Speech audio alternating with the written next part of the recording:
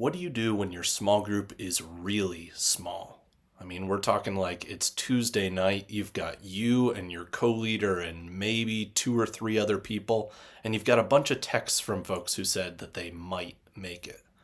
Being in that situation can be so discouraging, can make you not even want to lead a group at all. I get it.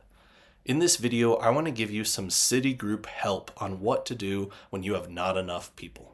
The first step in all of these help videos is to think through the 3 Ds. Define the mission, describe the present, and diagnose the problems. So first, define the mission. What is the mission of our church broadly, and then what is the mission of your city group specifically? Well, our church's mission is to glorify God by multiplying gospel-centered disciples, small groups, and local churches that bless the city, the region, and the world. So multiplication and mission is important to us. But then also consider for your city group, go back to why you wanted to lead a city group in the first place and how that fits in with the church's mission. What was the burden on your heart? Maybe you wanted to make your home a hospitable place for people new to the church. Maybe you had a passion for helping young families grow in maturity. Or maybe you wanted to impact your neighborhood and invite your neighbors to know Jesus. Whatever it was, the why of your city group will help keep you centered when you feel frustrated or lost. Second, describe the present. Write down who is in your city group. Write down the names of the outliers or the inconsistent people who sort of come sometimes but aren't really committed. And yes, that's another topic for a video. Are there any people who have expressed interest in the group, but you haven't followed up with them yet? When does your group meet and where? What do you do as a city group? What are your normal rhythms? Just get the facts on paper. It might give you clarity to actually see it written down how things actually are and give you some perspective on how your feelings might be catastrophizing or making things seem worse than they really are. Third, diagnose the problems. Some problems might be obvious as to why your group is so small right now. You've had a lot of people move recently, or your group just multiplied, or there was a conflict and it led to some people leaving. Get creative in thinking about what might be causing the issues. It could be the night of the week that you meet. I don't know. It could be that you've never invited somebody to join the group. Brainstorm without judgment or shame. Act like an investigator, not like a litigator. The point isn't to cast blame, but to take a step back and get a wider view of the problems. You are working toward a solution, but first you need to know what might be wrong. After you've thought through the 3 Ds, you might have some more clarity on what is causing the problem and how to fix it.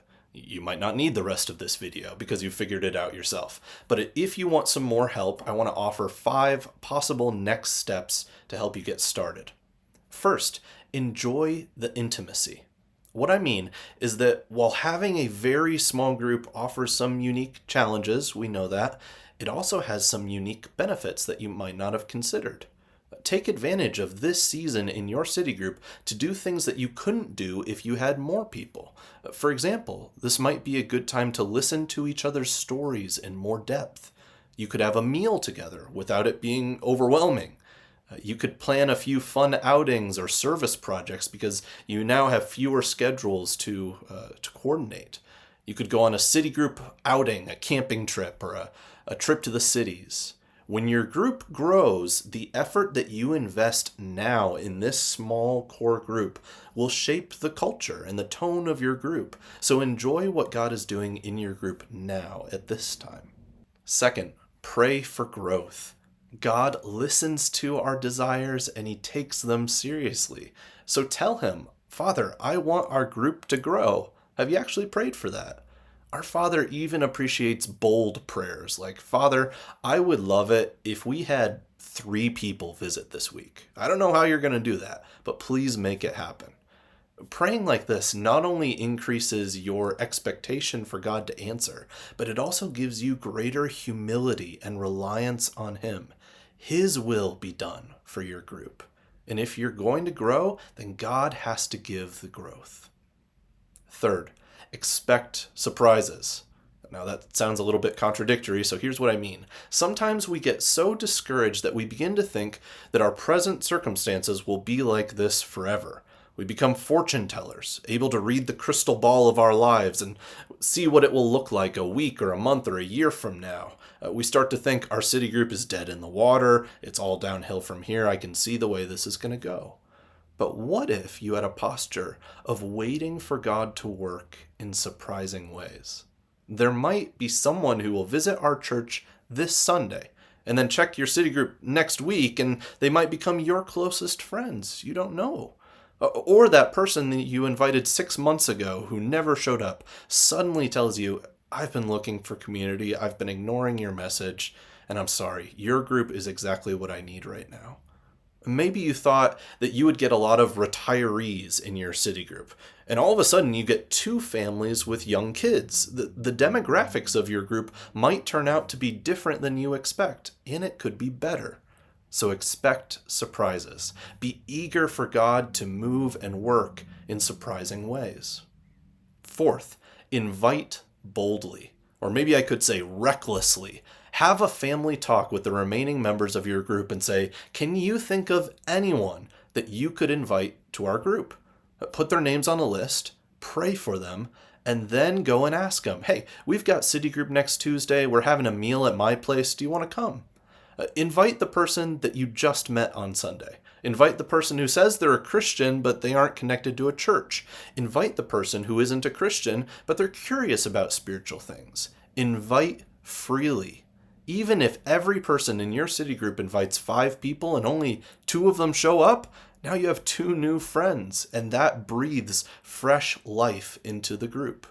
Fifth, welcome and connect. For anyone who does visit your city group, make sure you're being as hospitable and welcoming as you can be.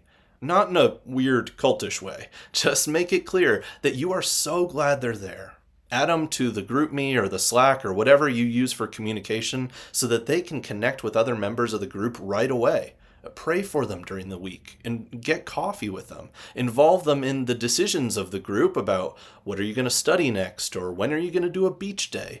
Communicate to folks that it is easy to get inside the group because you are welcoming to everyone and anyone. Now, none of these are foolproof solutions to make your group grow, but these are some proactive steps that can put you in a good position to welcome people in. But what if you need more help? What if you've done all these things and the group is still really, really uncomfortably small? Well, that's when you call on me or one of the other pastors or elders. We'll help as best as we can. We'll help care for the other members of the group while you're trying new things. Remember, you are not a failure as a leader just because your group is small. You're not a success as a leader just because your group is large. Even if your group decides to close up shop and stop meeting, you have a place in this church. You are a valuable leader. Now, we're never perfect. We can always learn and grow, but I want you to know that the success of your group does not depend upon size. But for as long as God has called you to be a leader, this is your chance to step up to that calling. God will shape you and mature you in this process, no matter how it ends up. I hope that this city group help was helpful for you. See you next time, leaders.